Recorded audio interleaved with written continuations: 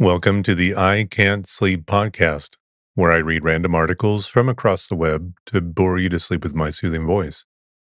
I'm your host, Benjamin Boster. Today's episode is from a Wikipedia article titled Curling. Curling is a sport in which players slide stones on a sheet of ice toward a target area, which is segmented into 4 concentric circles. It is related to bowls, boules, and shuffleboard.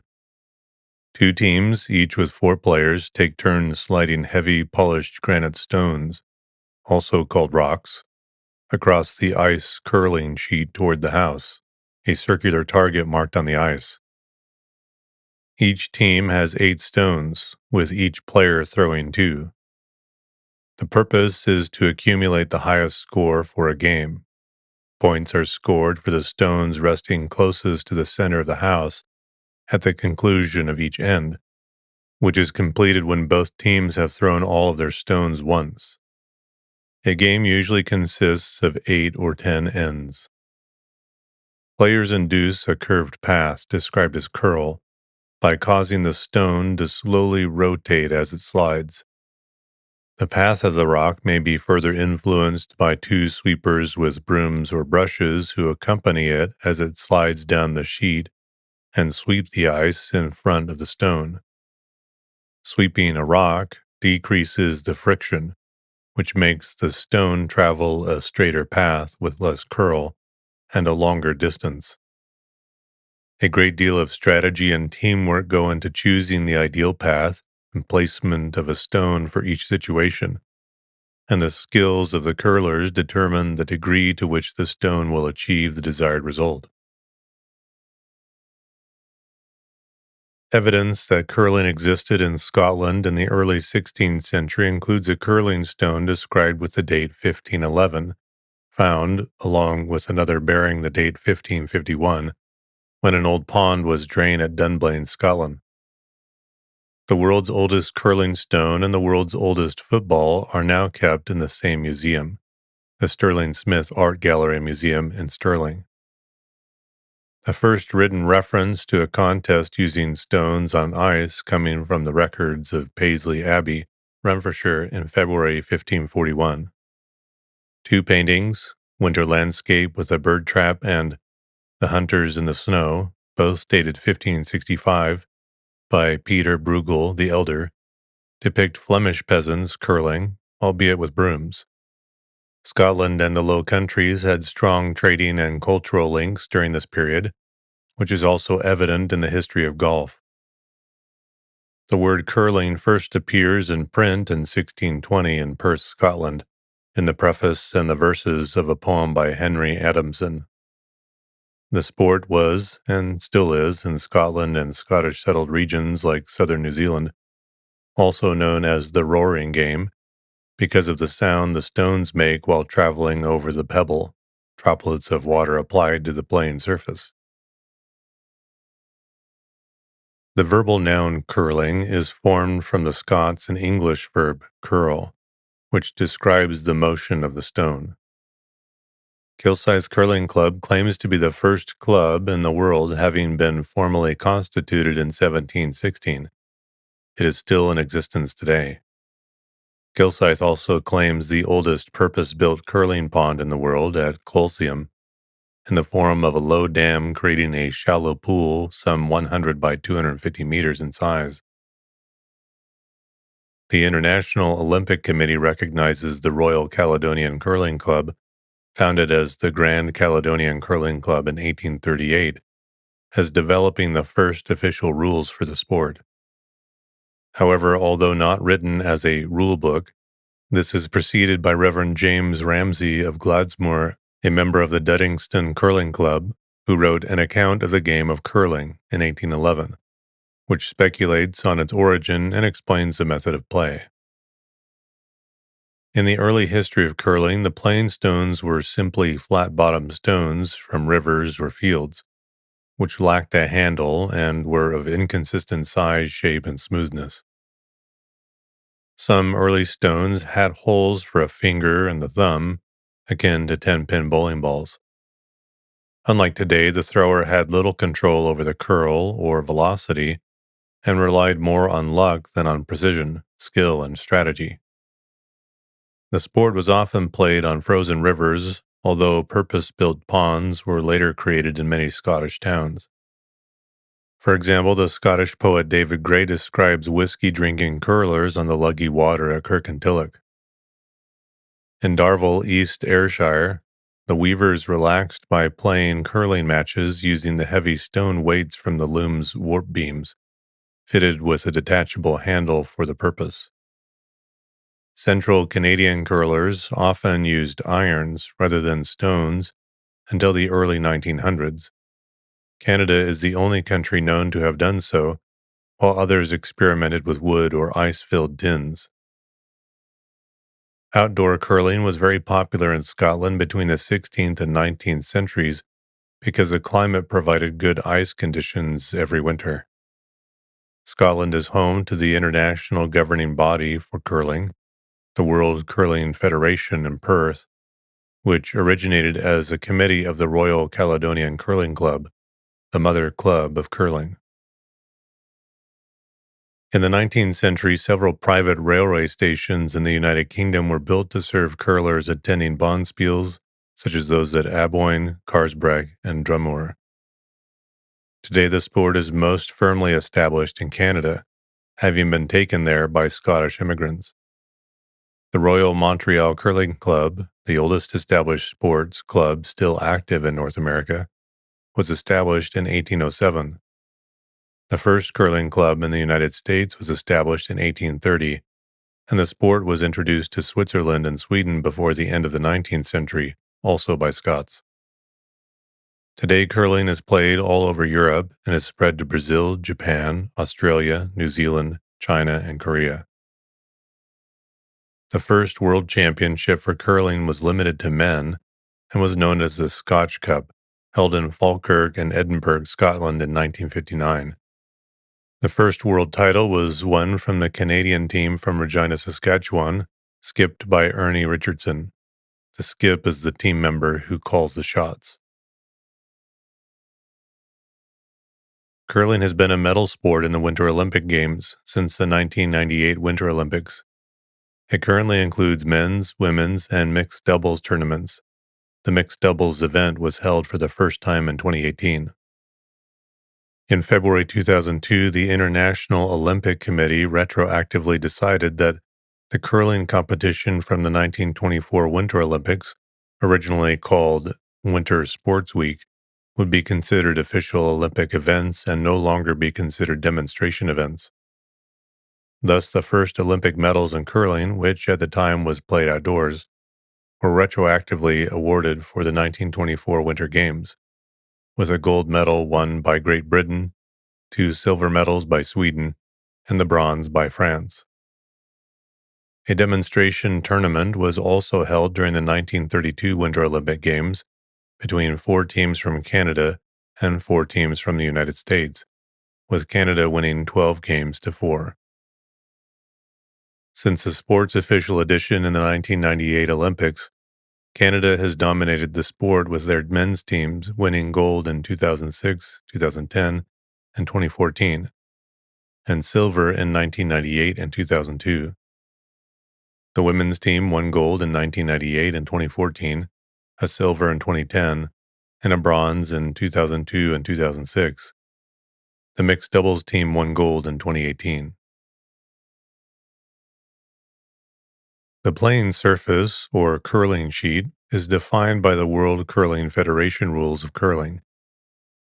It is a rectangular area of ice, carefully prepared to be as flat and level as possible, 146 to 150 feet in length, by 14.5 to 16.5 feet in width. The shorter borders of the sheet are called the backboards. A target, the house, is centered on the intersection of the center line, drawn lengthwise down the center of the sheet, and the tee line, drawn 16 feet from and parallel to the backboard. These lines divide the house into quarters. The house consists of a center circle, the button, and the three concentric rings of diameters 4, 8, and 12 feet formed by painting or laying a colored vinyl sheet under the ice and are usually distinguished by color.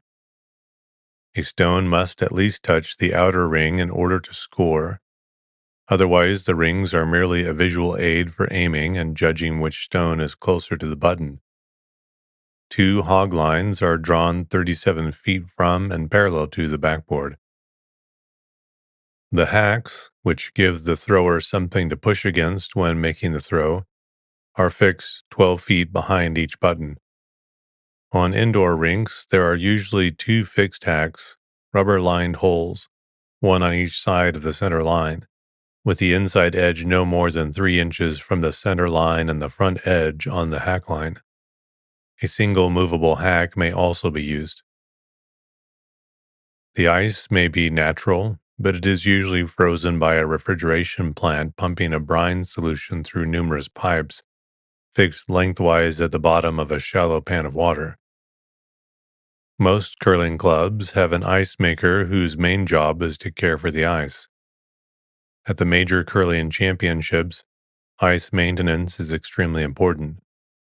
Large events, such as national and international championships, are typically held in an arena that presents a challenge to the ice maker, who must constantly monitor and adjust the ice and air temperatures, as well as air humidity levels, to ensure a consistent playing surface. It is common for each sheet of ice to have multiple sensors embedded in order to monitor surface temperature, as well as probes set up in the seating area to monitor humidity, and in the compressor room to monitor brine supply and return temperatures. The surface of the ice is maintained at a temperature of around 23 degrees Fahrenheit. A key part of the preparation of the playing surface is the spraying of water droplets onto the ice, which form pebble on freezing. The pebbled ice surface resembles an orange peel, and the stone moves on top of the pebbled ice. The pebble, along with the concave bottom of the stone, decreases the friction between the stone and the ice, allowing the stone to travel farther. As the stone moves over the pebble, any rotation of the stone causes it to curl or travel along a curved path. The amount of curl, commonly referred to as the feet of curl, can change during a game as the pebble wears. The ice maker must monitor this and be prepared to scrape and repebble the surface prior to each game. The curling stone, also sometimes called a rock in North America, is made of granite and is specified by the World Curling Federation, which requires a weight between 19.96 and 17.24 kilograms, a maximum circumference of 914 millimeters, and a minimum height of 114 millimeters. The only part of the stone in contact with the ice is the running surface, a narrow, flat annulus or ring, 6.4 to 12.7 millimeters wide, and about 130 millimeters in diameter. The sides of the stone bulge convex down to the ring, with the inside of the ring hollowed concave to clear the ice. This concave bottom was first proposed by J. S. Russell of Toronto, Ontario, Canada, sometime after 1870, and was subsequently adopted by Scottish stone manufacturer Andrew Kay. The granite for the stones comes from two sources: Ailsa Craig, an island off the Ayrshire coast of Scotland, and the Trefor Granite Quarry, north of the Lynn Peninsula, Gwynedd in Wales. These locations provide 4 variations in color, known as Ailsa Craig Common Green, Ailsa Craig Blue Hone, Blue Trefor, and Red Trefor. Blue Hone has very low water absorption, which prevents the action of repeatedly freezing water from eroding the stone. Ailsa Craig Common Green is a lesser quality granite than Blue Hone. In the past, most curling stones were made from Blue Hone, but the island is now a wildlife reserve, and the quarry is restricted by environmental conditions that exclude blasting.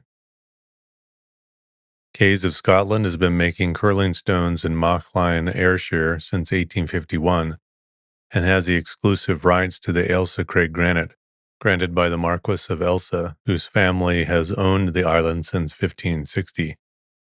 According to the 1881 census, Andrew Kay employed 30 people in his curling stone factory in Mauchline. The last harvest of Ailsa Craig granite by Kays took place in 2013, after a hiatus of 11 years. 2,000 tons were harvested, sufficient to fill anticipated orders through at least 2020. Kays has been involved in providing curling stones for the Winter Olympics since Chamonix in 1924, and has been the exclusive manufacturer of curling stones for the Olympics since the 2006 Winter Olympics. Trefor granite comes from the Ir Eifel or Trefor granite quarry in the village of Trefor on the north coast of the Llyn Peninsula in Gwynedd, Wales, and has produced granite since 1850. Trefor granite comes in shades of pink, blue, and gray. The quarry supplies curling stone granite exclusively to the Canada Curling Stone Company, which has been producing stones since 1992 and supplied the stones for the 2002 Winter Olympics. A handle is attached by a bolt running vertically through a hole in the center of the stone.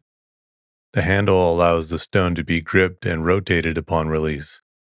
On properly prepared ice, the rotation will bend, curl, the path of the stone in the direction in which the front edge of the stone is turning, especially as the stone slows. Handles are colored to identify each team, two popular colors in major tournaments being red and yellow. In competition, an electronic handle known as the eye on the hog may be fitted to detect hog line violations.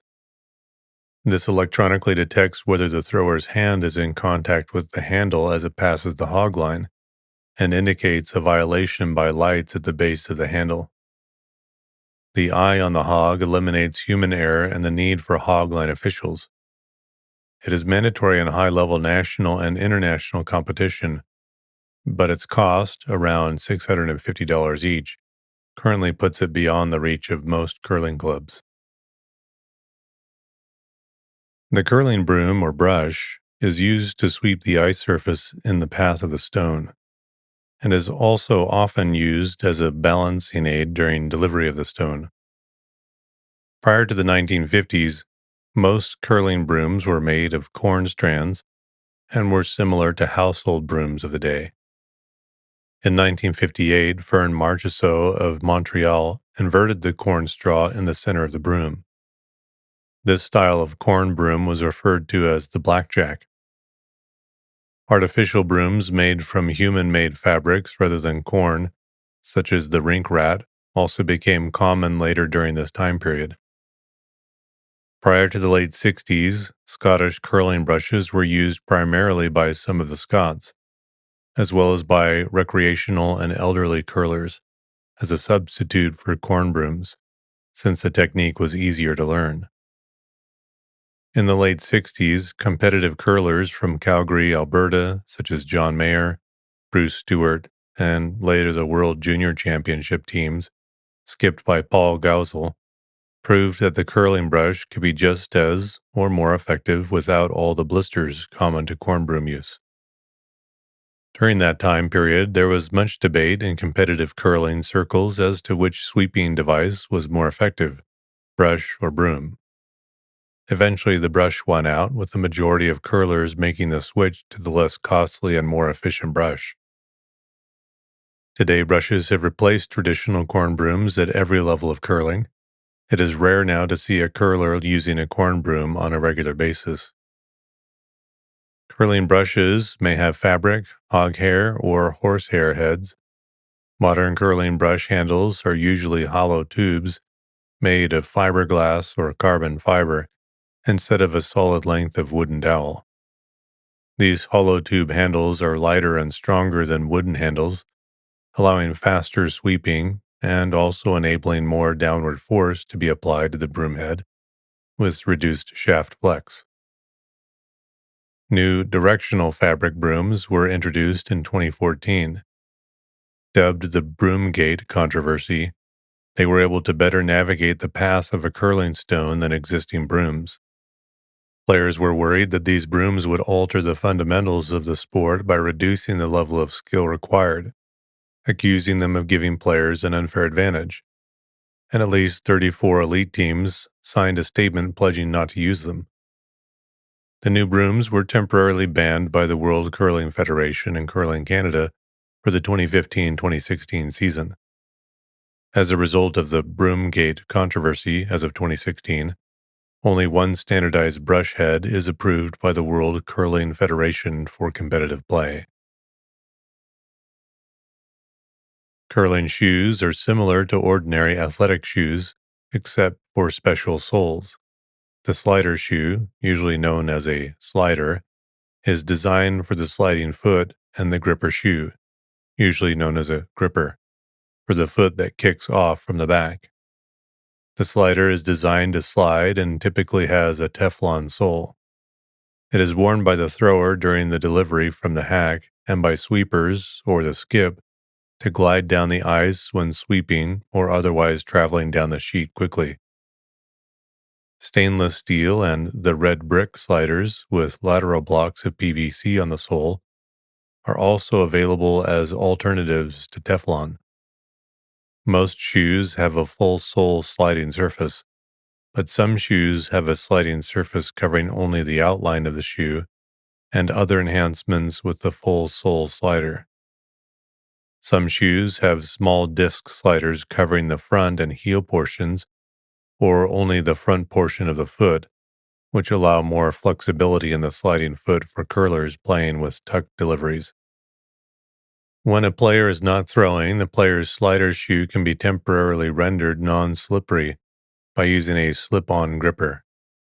Ordinary athletic shoes may be converted to sliders by using a step-on or slip-in Teflon slider, or by applying electrical or gaffer tape directly to the sole or over a piece of cardboard.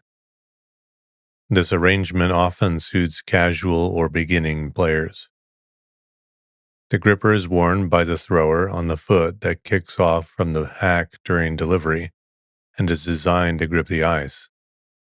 It may have a normal athletic shoe sole or a special layer of rubbery material applied to the sole of a thickness to match the sliding shoe. The toe of the hack foot shoe may also have a rubberized coating on the top surface or a flap that hangs over the toe to reduce wear on the top of the shoe as it drags on the ice behind the thrower. Other types of equipment include curling pants, made to be stretchy to accommodate the curling delivery, a stopwatch to time the stones over a fixed distance to calculate their speed.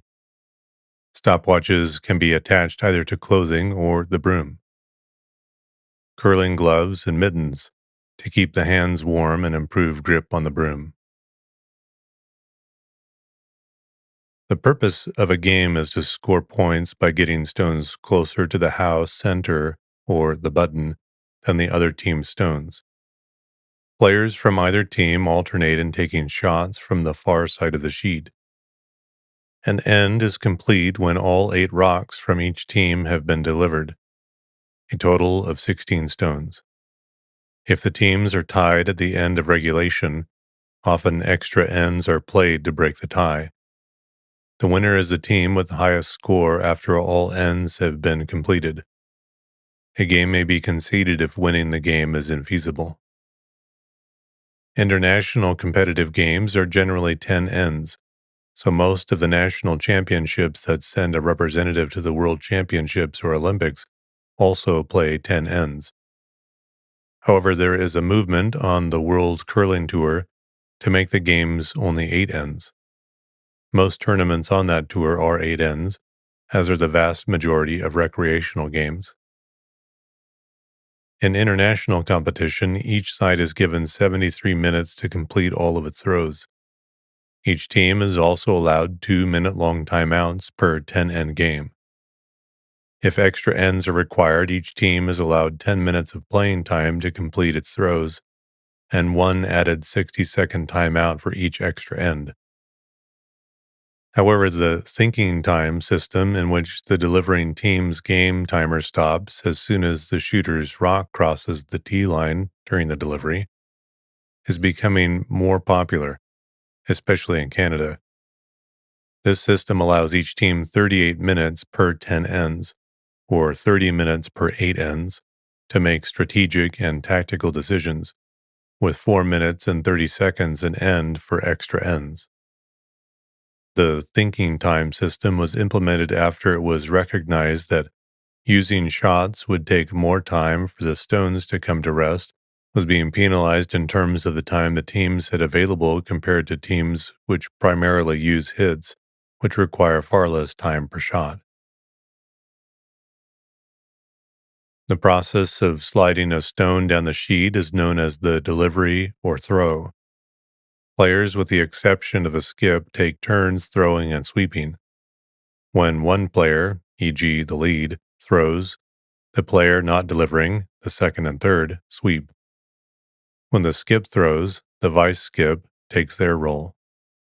The skip, or the captain of the team, determines the desired stone placement and the required weight, turn, and line that will allow the stone to stop there. The placement will be influenced by the tactics at this point in the game, which may involve taking out, blocking, or tapping another stone. The weight of the stone is its velocity, which depends on the leg drive of the delivery rather than the arm. The turn or curl is the rotation of the stone, which gives it a curved trajectory. The line is the direction of the throw, ignoring the effect of the turn. The skip may communicate the weight, turn, line, and other tactics by calling or tapping a broom on the ice. In the case of a takeout, guard, or a tap, the skip will indicate the stones involved. Before delivery, the running surface of the stone is wiped clean, and the path across the ice swept with the broom if necessary, since any dirt on the bottom of the stone or its path can alter the trajectory and ruin the shot. Intrusion by a foreign object is called a pickup or pick. The thrower starts from the hack. The thrower's gripper shoe, with the non-slippery sole, is positioned against one of the hacks. For a right-handed curler, the right foot is placed against the left hack and vice versa for a left-hander. The thrower, now in the hack, lines the body up with shoulders square to the skip's broom at the far end for line. The stone is placed in front of the foot now in the hack.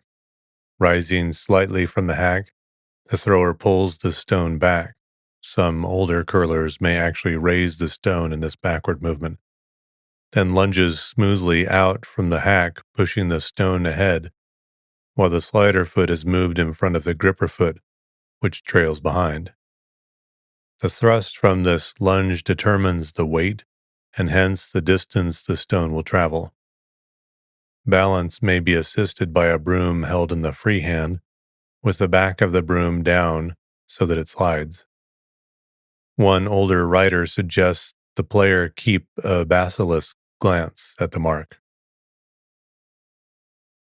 There are two common types of delivery currently, the typical flat-foot delivery and the Manitoba tuck delivery, where the curler slides on the front ball of their foot. When the player releases the stone, a rotation, called the turn, is imparted by a slight clockwise or counterclockwise twist of the handle from around the 2 or 10 o'clock position to the 12 o'clock on release. A typical rate of turn is about 2.5 rotations before coming to a rest. The stone must be released before its front edge crosses the near hog line. In major tournaments, the eye on the hog sensor is commonly used to enforce this rule. The sensor is in the handle of the stone and will indicate whether the stone was released before the near hog line. The lights on the stone handle will either light up green, indicating that the stone has been legally thrown, or red, in which case the illegally thrown stone will be immediately pulled from the play instead of waiting for the stone to come to rest. The stone must clear the far hog line or else be removed from play, hogged. An exception is made if a stone fails to come to rest beyond the far hog line after rebounding from a stone in play just past the hog line. After the stone is delivered, its trajectory is influenced by the two sweepers under instruction from the skip. Sweeping is done for several reasons: to make the stone travel farther, to decrease the amount of curl, and to clean debris from the stone's path. Sweeping is able to make the stone travel farther and straighter by slightly melting the ice under the brooms, thus decreasing the friction as the stone travels across that part of the ice. The stones curl more as they slow down, so sweeping early in travel tends to increase distance as well as straighten the path, and sweeping after sideways motion is established can increase the sideways distance. One of the basic technical aspects of curling is knowing when to sweep. When the ice in front of the stone is swept, a stone will usually travel both farther and straighter, and in some situations, one of those is not desirable. For example, a stone may be traveling too fast, said to have too much weight, but requires sweeping to prevent curling into another stone. The team must decide which is better: getting by the other stone but traveling too far, or hitting the stone. Much of the yelling that goes on during a curling game is the skip and sweepers exchanging information about the stone's line and weight, and deciding whether to sweep. The skip evaluates the path of the stone and calls to the sweepers to sweep as necessary to maintain the intended track. The sweepers themselves are responsible for judging the weight of the stone, ensuring that the length of travel is correct, and communicating the weight of the stone back to the skip. Many teams use a number system to communicate in which of 10 zones the sweepers estimate the stone will stop. Some sweepers use stopwatches to time the stone from the back line or tee line to the nearest hog line to aid in estimating how far the stone will travel. Usually the two sweepers will be on opposite sides of the stone's path, although depending on which side the sweeper's strengths lie, this may not always be the case. Speed and pressure are vital to sweeping. In gripping the broom, one hand should be 1/3 of the way from the top, non-brush end, of the handle, while the other hand should be 1/3 of the way from the head of the broom. The angle of the broom to the ice should be such that the most force possible can be exerted on the ice. The precise amount of pressure may vary from relatively light brushing, just cleaning, to ensure debris will not alter the stone's path, to maximum pressure scrubbing. Sweeping is allowed anywhere on the ice up to the tee line. Once the leading edge of a stone crosses the tee line, only one player may sweep it. Additionally, if a stone is behind the tee line, one player from the opposing team is allowed to sweep it. This is the only case that a stone may be swept by an opposing team member. In international rules, this player must be the skip, but if the skip is throwing, then the sweeping player must be the third.